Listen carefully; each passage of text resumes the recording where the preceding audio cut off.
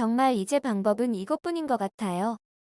갚아야 할 돈은 많고, 이제 정말 한계에 다다른 것 같고, 결혼하지 이제 겨우 한 달인데, 연애 6년 동안 부러운 빚이 이제 가슴을 턱턱 막히게 합니다.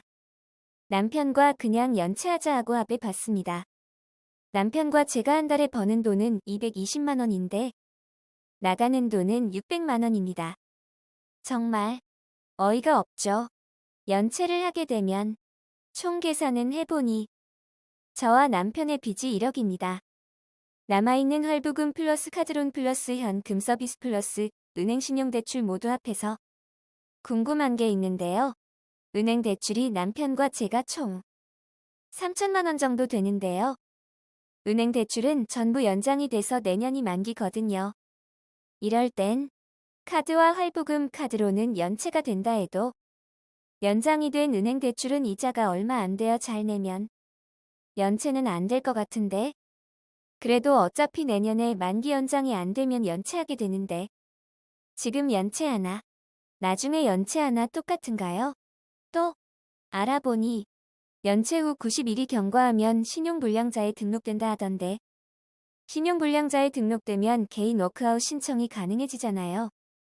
개인 워크아웃 신청 당시 모든 카드와 은행 등에서 신용불량자로 등록이 되어야만 개인 워크아웃 신청이 가능한지, 아님 일부 은행은 연체가 안 되어도 상관이 없는지, 신용불량자로 등록 당시에 연체가 되어 있는 곳에 금액만 합해 신청이 들어가는지 알고 싶습니다.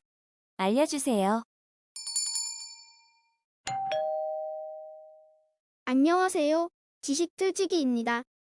먼저 답변 드리기 전 이미지 저작권상 화면과 음성이 고르지 않은 점 양해 바랍니다. 영상을 끝까지 시청해주시고 좋아요 한 번씩 눌러주세요. 영상을 만드는 사람에게 큰 힘이 됩니다. 답변 드리겠습니다. 정말 안타깝군요. 하지만 방법이 있을 거예요. 포기하시지 말고 지혜롭게 헤쳐나가실 길. 일단 월간 수익과 지출 금융과 관련된 부분만 을 정확하게 계산하세요. 다음에 아래를 참조하시고 채무가 가장 많은 은행에 문의하시고 당당하게 해결하세요. 제 생각엔 워크아웃보다는 대환대출 제도 등을 잘 살펴보시는 편이 좋을 듯 싶네요. 최악의 경우엔 할 수 없지만 일부러 신용불량자가 될 때까지 기다리는 건 사는 게 괴롭지 않을까요?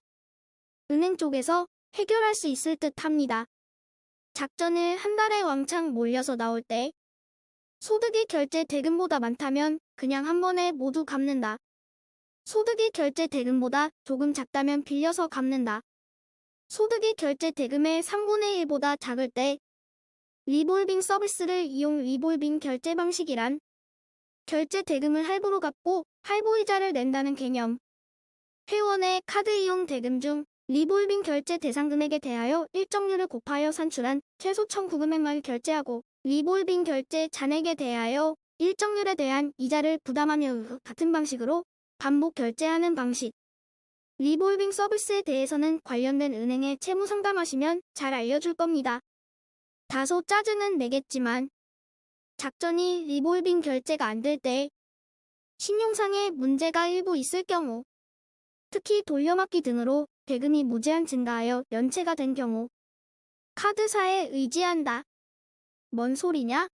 카드사에서 지원하는 신용회복 지원 프로그램을 이용한다. 물론 카드사마다 조건 상세 조건은 해당 카드사에 문의하세요.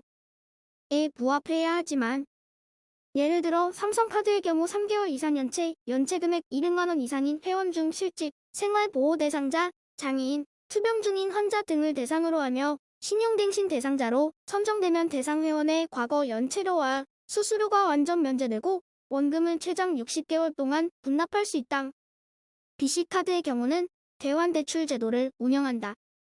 작전이의 결론은 카드 회사에 도저히 갚을 능력이 안 된다고 상담하면 몇 가지 방법을 제시해 줄 거다는 얘기.